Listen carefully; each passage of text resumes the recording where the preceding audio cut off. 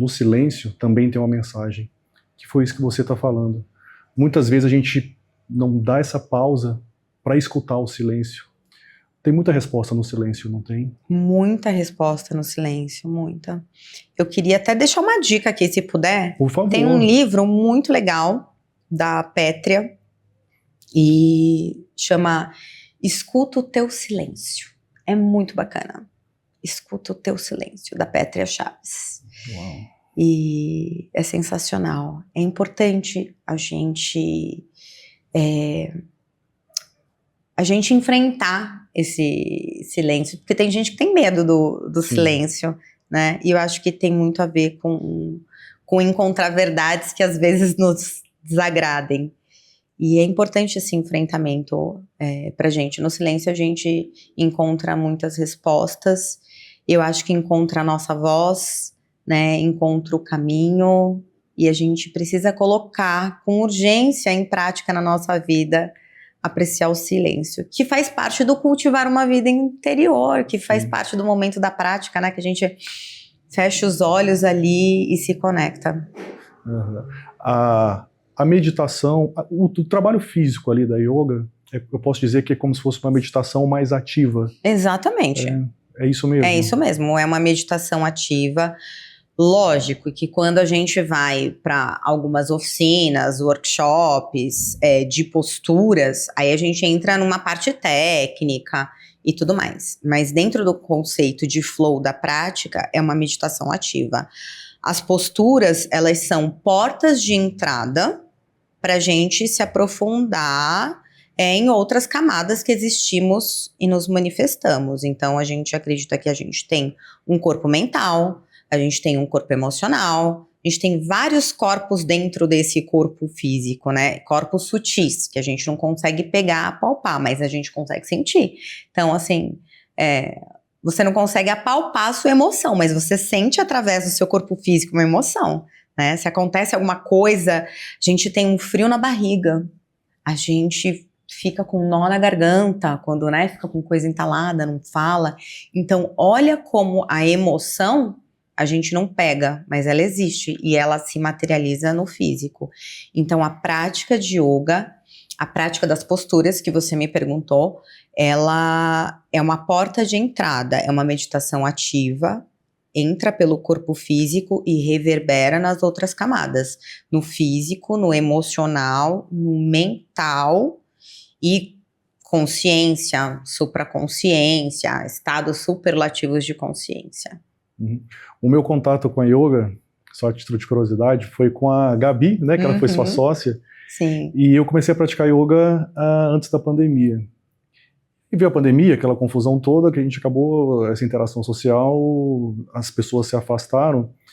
E recentemente, acho que uns 2 meses atrás, eu estava numa prática de meditação, que eu tenho seguido o Joe Dispenza. E eu senti uma coisa nessa minha prática de meditação que eu tinha sentido antes na yoga. Como se fosse esse gostosinho da yoga, né?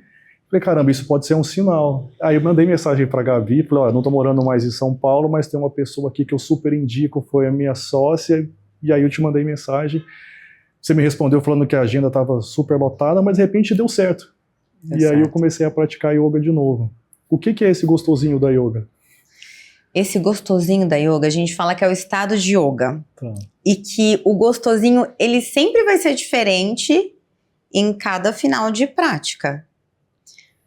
Ele é um estado de consciência. Yoga é um estado de consciência. A prática de yoga é o nosso ritual de. Eu falo que yoga pode ser uma aula de crochê, pode ser uma aula de pintura, pode ser uma aula de cerâmica. Eu dei aula um tempo também na preparação de surfistas. Yoga pode ser você surfar. Falam que quando o surfista está dentro de um tubo é parecido com um estado de meditação.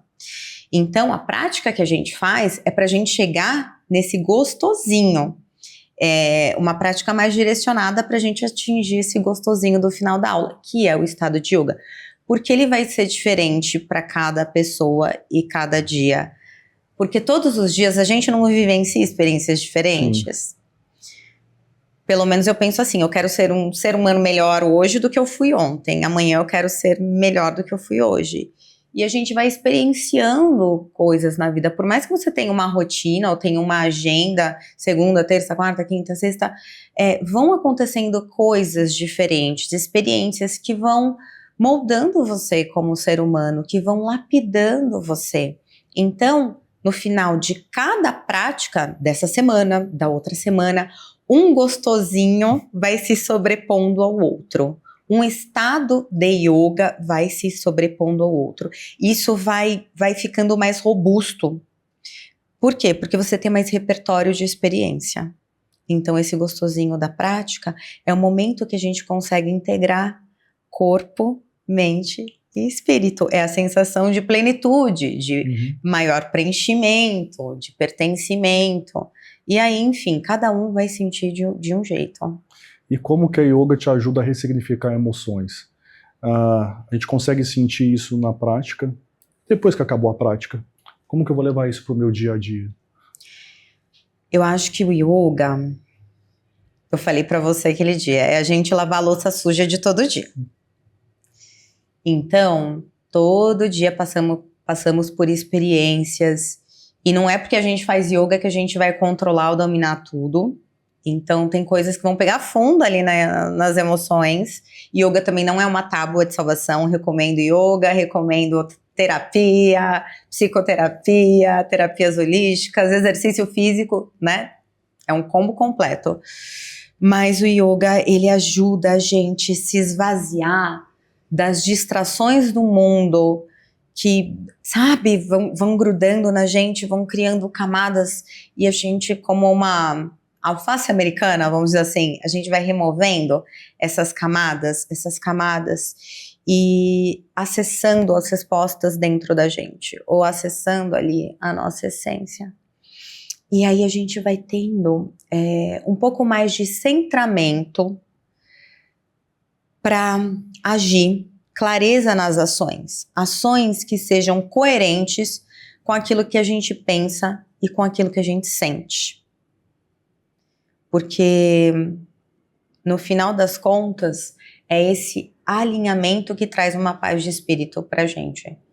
Então, a prática de yoga ajuda muito nisso, nesse esvaziamento, desse bombardeio de coisas, e até mesmo nos papéis que a gente desempenha na vida, né? Porque se a gente for parar pra pensar, Diego, tem o Diego pai, tem o Diego médico, tem o Diego amigo, tem o Diego filho, tem o Diego, enfim, em diversos papéis que a gente ocupa nas nossas vidas.